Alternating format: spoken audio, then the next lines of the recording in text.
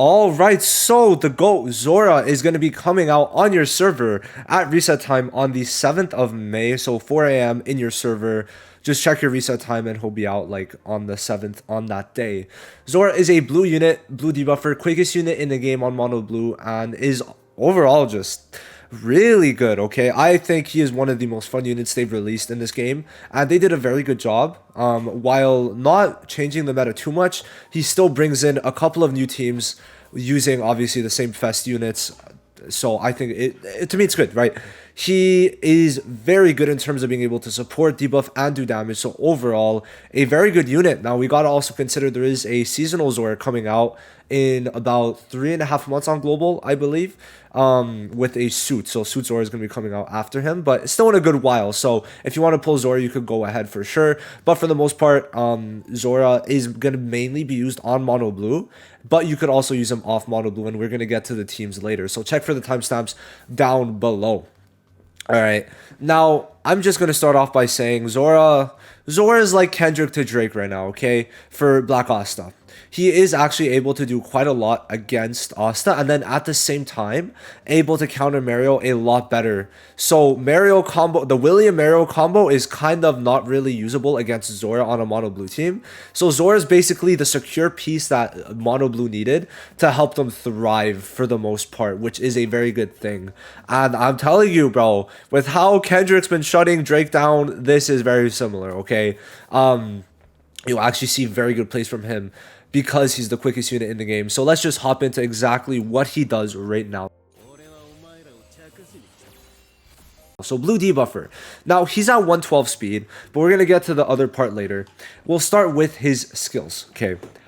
He has a reflective trap buffed for 2 turns that he gives to the person with the highest all attack on your team. Now the reflective trap at level 1, 2, and 3, which he gives all 3 levels, puts 20% damage reduction and inflicts SP -1 when the enemy hits someone with reflective trap. Now the thing that changes depending on the level is the amount of damage, okay? So at level 1 it does 150% damage. Now the reflective damage is actually going to be quite useful in a lot of cases actually, because you got to consider 30k damage becomes 45k with this HP.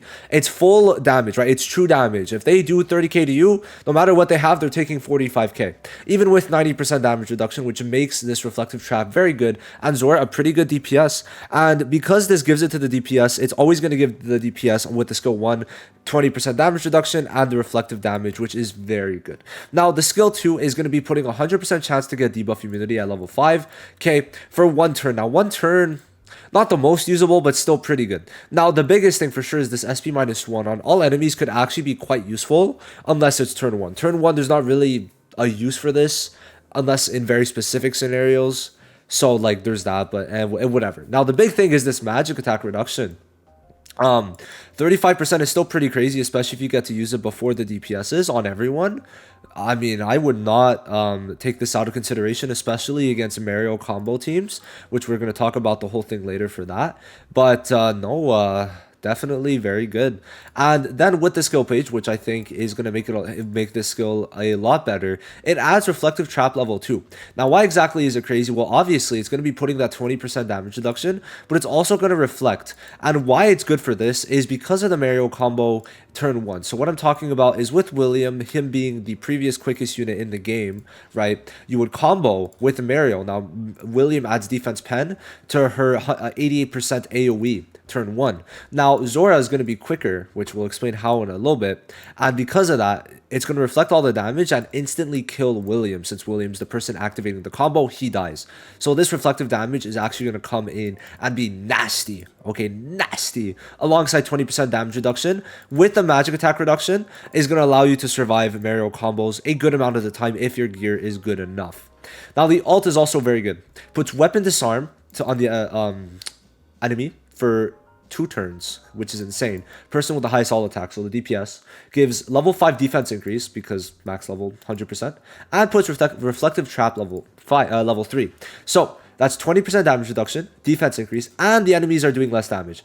This is a very good skill, but it's not going to be the one you're using turn 1 a lot of the time. But if you do use it, sometimes you'll put it on like Blue Defender William, and it's actually going to be pretty good. But I find like this skill 2 is just so much better because of the current Mario state of the meta. So definitely good. Now, the combo removes immortality. Okay, Okay, why is this good? Because, I mean, if you're fighting mono red, you get to just kill the 2 immortality units being Charmy and also Asta, especially if your luck is built up enough. So this is actually very good. Now, in the future, too, with Nozel, that's going to be a double DPS with luck and Nozel if you run a team like that, so it becomes even better. Now, let's get onto the passives and if you should dupe Zora out, the GOAT. Now, what I was saying he was the quickest is because he gets 15 speed if the whole team is blue. Now, why exactly am I saying quickest? Well, 112 plus 15 is 127. Currently, the quickest unit in the game is 106. So he, sorry, 126. So he is one higher. Okay? So there you go. He's going to be at 127, and that's why against Mario, it's going to be very good. Now, the LR plus 2 is going to be giving 30% damage reduction if you start the turn off with Reflection Trap. So this means turn 1 you can't get it because you're not starting the turn off with Reflection, but turn 2 you can get the actual Reflection Trap damage reduction. So getting this dupe 2 is actually going to be pretty important. I'm not going to lie. If you're trying to run this, make it actually viable, go ahead and use this, please. Now, in a lot of cases, if you're running, for example, a team with Mario and Black Asta, then you won't actually need this because the team's going to be tanky enough for you. But if you do need this 30% damage reduction on Mono Blue, then definitely I would recommend actually getting this dupe 2, mainly for Mono Blue.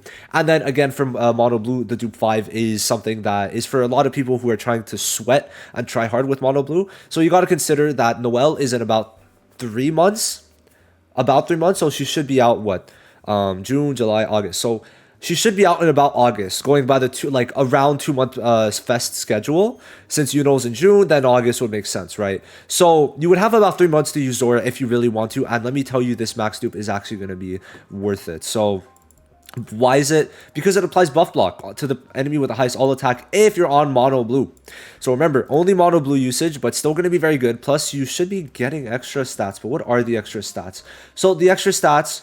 Oh, okay. 1,000 defense is actually quite clutch, plus 20 damage res. So actually not bad too. I think a bit more crit res could have been nice.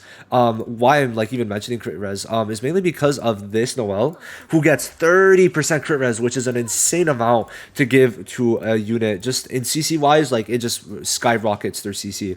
But max dupe is not bad if you really want to go for it. This is the only unit that really needs the dupes alongside luck. Luck needing the dupe 2 to really make that team really work. Zora's, I think, is at least dupe 2 in my opinion, but dupe 5 would be the best. Now, my bad for that little sound, but going on further, let's talk about the skill pages. So obviously we talked about it. The best one is Zora's. Even at dupe 1, it's fine. So when you're attacked by any enemy, there's a 40% up to 100% chance to get a 20 to 50% defense increase buff to all allies for 2 turns. Now, if we check the actual skill page of Zora, let's see how it upgrades by. So this dupe is going to be the chance, and this is going to be the percent of defense. So getting it to level 2 maybe is the sweet spot. It's a 60% chance to get 20% defense. And why this is actually good is because it's going to scale with level defense increases. So defense percent is able to scale with level defense increases because there's 2 different types of buffs. You can't scale 2 of the same types of buffs. You can't stack them, but you can technically stack 2 different buffs. So this 20% actually becomes very huge when you consider this level 5 defense increase, which is a total of 245%. So I think it's something important to mention. Now this one could work too if you really want to use it. Nothing too crazy in my opinion. This one against mono red teams could be good if they try to silence your Zora, then they can't. So I'd say that's a pretty good one, especially because Zora's skill 2 and ultimate is a bulk of his kit. This one is not a bad thing to actually put on Zora. So just consider that one. And then if not, defenses for these 2 could also go crazy. Now, as for talents, let's explain how exactly you'd want to build them. So for the green, the utility ones, I'd say this one works. 10% blocking could never go wrong. Now, this one is going to be the skill 2 reduced cooldown.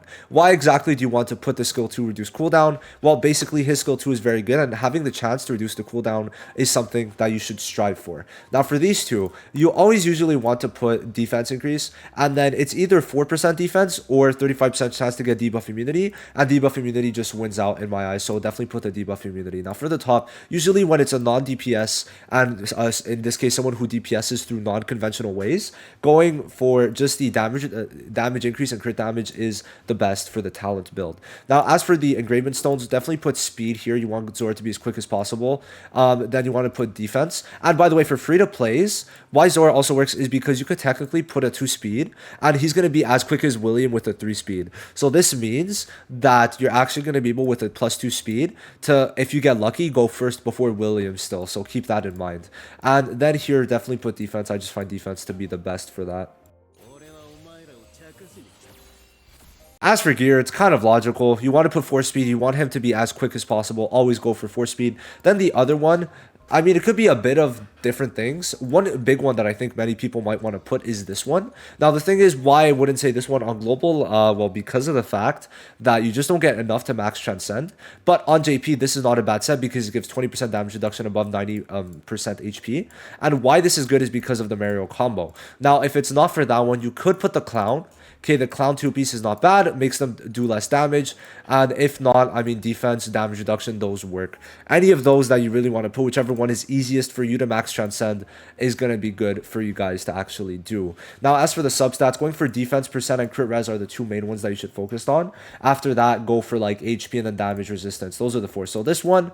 So the first 2 is defense and then crit resistance. Those are the 2 main ones. And then after that, you can focus on HP and then damage res substats. Now, for the accessories, going full defense and then here going for the HP if you have one is the best way. Just make him as tanky as possible because of the fact Zora has less defensive pieces because of these 2 pieces to get the 4 set. Well, then it's going to need you to actually work in different ways to actually make him more tanky because 16k defense is not that crazy. When you compare someone like Charlotte has like 27k defense with her full defense build on this gear piece. So definitely consider that you really need to make him as tanky as possible through other means, which is why his skill page is so good and why his Dupe 2 is so good to get that extra damage reduction. So on global right now, this is the main team that you're going to end up using, but we could talk about 2 variants in the future. Now, first of all, I'm going to explain how exactly this works. The first unit is always the quickest, right? These 2 units are quicker than these 2 units, just how it's built. So you always want to put the unit you want to be the quickest in the first slot. So that would be Zora. Now, why I'm partnering William up is because Zora's combo is actually very good if you get them down to 1 HP for the immortality removal.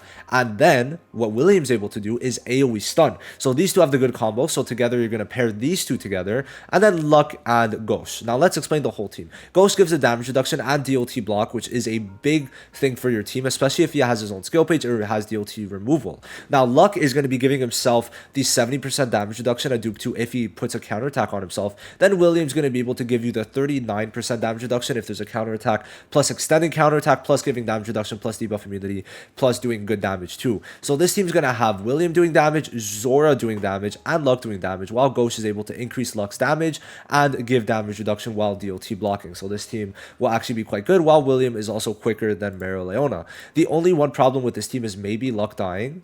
But overall, you should be good in most cases. Now, in the future, at least, I would say like putting Noelle instead of Ghost could be the way to go. But Noelle, for a lot of people, especially casual players, is going to be hard to build because of the fact you need a full HP gear set for her.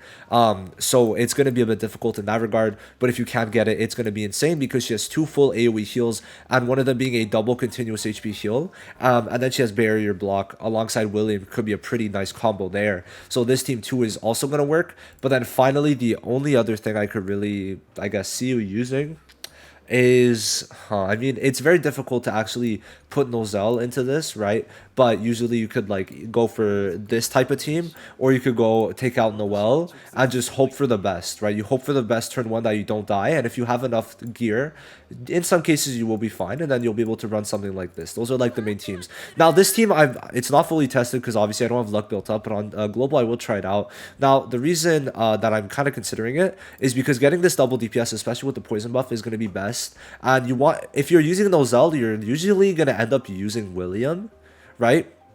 So because of that, William's best partner is Luck, and I want to say that this team might end up working out. So for Mono Blue, these are the main variants you're gonna see. But let me know if there's another variant that you kind of think of. For now, this is the only things I'm really having in mind. Now the other team is this. This is basically the only other team I've really been seeing, and this is actually gonna be to where you're gonna have the damage reduction from Charlotte. Zora is gonna be giving you that reflection, and then Asta and Mario are gonna go crazy since well you can either buff their defense and make them tank better, and then get the reflection damage. And then Charlotte, Mario, and Asta are going to be so tanky that the reflection, even if they take big damage, they're going to do big damage back with that reflection. So it's actually going to be a very, very good team. So these are the main teams that I found to be very useful. I do believe I've seen some good teams with Charmy, but I do not want to recommend any because I personally have not been able to make them work or seen anything too crazy about them. But you could for sure add Charmy as one of your supports instead of like maybe Noel if you would like to do so. But I just don't think Charmy would work as well in my personal opinion. But Charmy, especially if you have her already and don't want to get new units, could be a viable option. So there you go for Zora's build, Zora's guide. I basically explained everything I need to. I will be making Zora showcases, so I hope to see you guys for that. Thank you so much for watching. I'll see you guys in the next one, and peace.